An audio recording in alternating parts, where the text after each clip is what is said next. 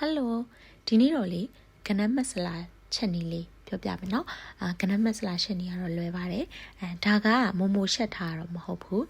မမိုတို့ရဲ့အကိုတွေချက်ကြွေးတာပေါ့နော်ကနန်းကလေ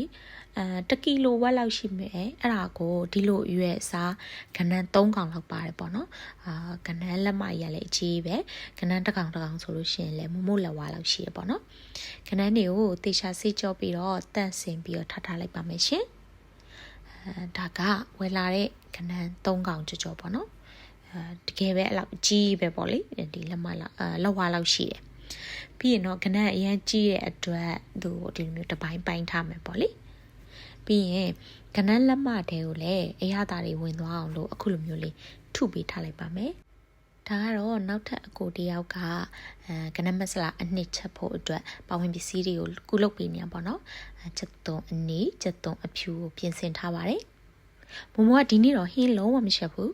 သူတို့ရှက်တဲ့ဟာကိုပဲလိုက်ကြည့်ပြီးတော့လိုက်ချုပ်နေရပါတော့ဒါဆိုရင်တော့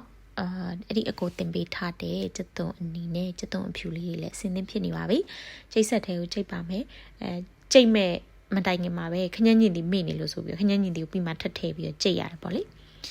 သူကတောက်လျှောက်ကိုကြိတ်နေမကြိတ်နိုင်အောင်နေအောင်ရိုက်အောင်မယ်ဆိုရင်အဲ့လိုမနေပြောပြီးတော့နောက်ကနေအမိလိုက်ပြီးတော့ရိုက်နေရတာပေါ့နော်ဒါကတစ်ဖက်ကတယောက်ကကနန်းမဆလာရှက်ဖို့အတွက်ပြင်ဆင်နေပြီကနန်းမဆလာချက်မဲ့အိုးကရေးရတယ်နော်ဒီလိုမျိုးပေါင်းအိုးနဲ့ချက်မှာပါဘာဖြစ်လို့လဲဆိုတော့မမတို့တော်တော်များများက non stick အိုးတွေတုံးတဲ့အခါကျတော့ကနန်းချက်လို့ရှိရင်ကနန်းရဲ့လက်မတွေကနန်းရှည်ချောင်းနေနဲ့အိုးတွေကိုထိမှာဆိုလို့ဒီအိုးနဲ့ချက်လိုက်တာပါစောကကြိတ်ထားတဲ့ခညံ့ညင်ဒီချက်သွန်အဖြူအနီကိုထည့်ပြီးတော့စီတက်မယ်ပြီးလို့ရှိရင်တော့စောကထည့်လိုက်တာလေကနန်းကင်တဲ့အကိုတယောက်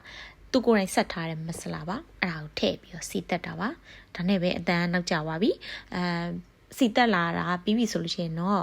စောကနန်းတွေကိုထည့်မယ်လုံးမယ်နည်းနည်းတော့ကြာရပါတော့9 မိနစ်စီလောက်တော့ကြာမယ်ပြီးလို့ရှိရင်မကြီးရည်လေးလည်းထည့်ပါမယ်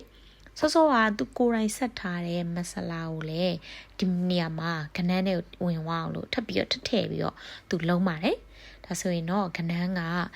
ဒီအချိန်နေဆိုလို့ရှိရင်ကနန်းကကြောက်သွားပြီပေါ့နော်အဲ့သူကစောကပြောနေတာဒီအခွန်နေဦးတဲ့ဖယ်ရင်ကောင်းမလားမဖယ်ရင်ကောင်းမလားဆိုပြီးတော့ပြောနေတဲ့အချိန်မှာမဖယ်နေနဲ့တခါလေးထဲဆိုပြီးတော့မမကဆရာလုံနေရပါတော့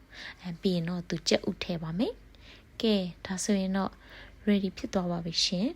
အရေးကလည်းများလေးဘာဖြစ်လို့လဲဆိုတော့အကောင်လုံးထမင်းနဲ့စားကြမှာဆိုတော့လေ